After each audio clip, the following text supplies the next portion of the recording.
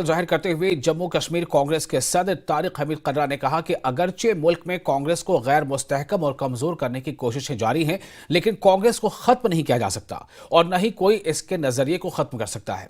कर्रा ने कहा कि कांग्रेस ने बार बार आर्टिकल 370 पर अपना मौक़िफ़ वाज़ेह किया है और अब इस पर ज्यादा कहने को कुछ नहीं है। एलजी के सिक्योरिटी जायजा मीटिंग पर कर्रा ने कहा कि एलजी को इस तरह की अहम मीटिंग से पहले मुंतखब हुकूमत को ऑन बोर्ड लेना चाहिए था। तारिक अहमद कर्रा हमारे साथ मौजूद हैं। सर, जिस तरह से डॉक्टर फारूक अब्दुल्ला ने भी ये संकेत दिया कि कांग्रेस को कमज़ोर करने की कोशिश है जम्मू रीजन में, आपको लगता है कि कांग्रेस पार्टी को अभी जो है कहीं ना कहीं कांग्रेस पार्टी पे जो अटैक है जो बीजेपी की तरफ से वो बड़े हैं, क्योंकि ये भी कहा गया है कि कांग्रेस पार्टी जो है 370 पे अपना जो स्टैंड है वो क्लियर नहीं कर पाती। सबसे पहले तो जहां तक स्टैंड का ताल्लुक है, मैं आपसे बता दूं, वो स्टैंड हमने उसी दिन क्लियर कर दिया था श्रीनगर में जिस दिन ये रेजोल्यूशन पास हुआ था।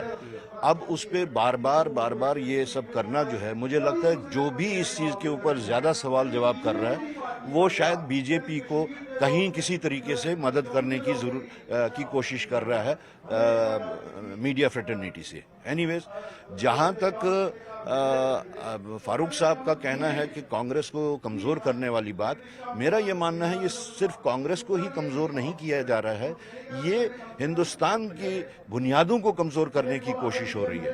बिकॉज जहां तक कांग्रेस की फिलॉसफी और आइडियोलॉजी का ताल्लुक है, हो सकता है ये कमजोर हो जाए, हो सकता है कमजोर हुई होगी, लेकिन न्यूमेरिकली भी ये कमजोर अगर है तो कांग्रेस पार्टी कभी मर नहीं सकती, कांग्रेस की आइडियोलॉजी कभी मर नहीं सकती। इसलिए अगर ये जो कांग्रेस के ऊपर जो बार बार ये बातें कर रहे हैं मुख्तलिफ चीज़ों को लेके, ये कांग्रेस को कमज़ोर नहीं किया जा रहा, ये हिंदुस्तान को। आपने पहली मीटिंग के वक्त भी ये कहा था जब सिक्योरिटी रिव्यू मीटिंग हुई थी कि गवर्नमेंट को भी ऑन बोर्ड लेना चाहिए, लेकिन आज भी एक जो है सिक्योरिटी रिव्यू मीटिंग ली गई है। आपको लगता है कि गवर्नमेंट और एलजी एडमिनिस्ट्रेशन को एक साथ जो है ये रिव्यू करना चाहिए? मैंने उस दिन भी ये बात कही थी कि एलजी साहब को एक हॉलिस्टिक अप्रोच और एक इंक्लूसिव अप्रोच लेना चाहिए। It is not in the interest of the state, it is not in the interest of the nation. लिहाजा आज अगर वैसी कोई मीटिंग हुई है तो मैं ये कहूँगा कि ये जो कंटिन्यूएशन ऑफ अर्लियर मीटिंग जो है, फिर से एक कन्फ्यूजन और क्योस क्रिएट करने की बात है, जिससे न कि सिर्फ स्टेट बल्कि पूरे मुल्क पे इसका सही असर नहीं पड़ेगा। Thank you. और राजौरी के एमएलए इफ्तिखार अहमद ने बीजेपी को निशाना बनाते हुए कहा है कि वो रियासत के लिए लड़ते रहेंगे और कांग्रेस का मुतालबा है कि जल्द से जल्द रियासत का दर्जा दिया जाए।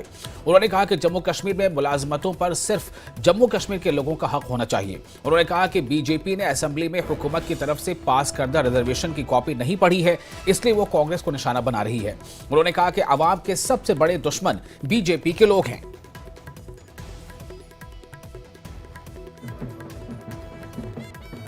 कमेटी के general secretary Iftikhar Ahmed MLA Rajouri इस वक्त हमारे साथ हैं। इफ्तिखार साहब, प्रदेश कांग्रेस कमेटी के आप जनरल सेक्रेटरी भी हैं। बार बार भारतीय जनता पार्टी जो है वो 370 को लेकर कांग्रेस पर निशाना साध रही है, क्या कहेंगे आप? इलेक्शन में भी, महाराष्ट्र इलेक्शन में भी 370 को लेकर 370 वापस लाना चाहती है कांग्रेस। देखिए, बीजेपी जुमलों की पार्टी है और झूठ की पार्टी है। बीजेपी भारतीय झूठ पार्टी। मैं असेंबली में था और मैंने असेंबली के अंदर एक बात कही, बात 370 की नहीं है, क्योंकि सुप्रीम कोर्ट ने उस पर डिसीजन दे दिया। मैं ये कहता हूँ, बीजेपी वालों से पूछना चाहता हूँ,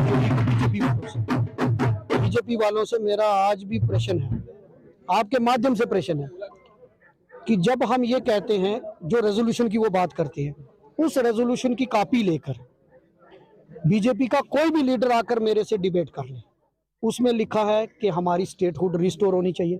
क्या बीजेपी के लोग ये नहीं चाहते कि स्टेटहुड मिलनी चाहिए हमें, यूटी से स्टेटहुड?